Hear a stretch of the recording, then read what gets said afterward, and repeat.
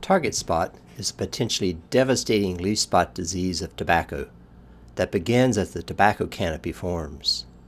The closed, dense canopy creates an ideal environment for the infection, growth, and reproduction of the target spot fungus, and for the development of the characteristic target-like spots that can result in major losses to growers.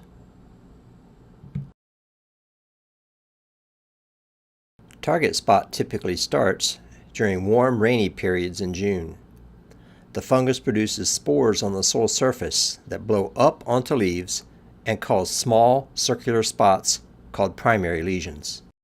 Some of the primary lesions expand rapidly as the fungus grows through the leaf, giving the characteristic target appearance to the spots. Not all primary lesions expand into large target spots, but even when they do, the characteristic small primary lesion remains visible.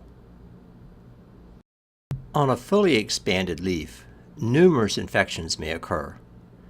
Some, or perhaps even most of these lesions will not expand, but those that do can result in significant leaf damage. Note the characteristic tearing of the dead tissue, leaving holes in the leaf.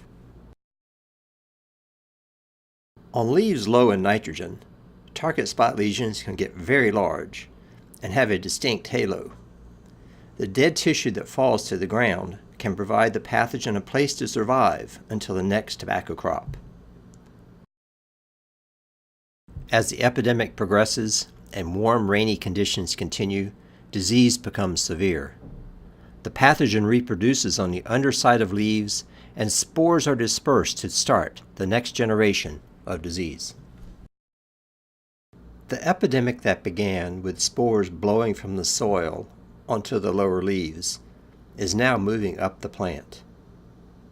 The spores that are produced on infected leaves will continue to produce new cycles of infection, each looking like the generation before, until target spots occur throughout the canopy.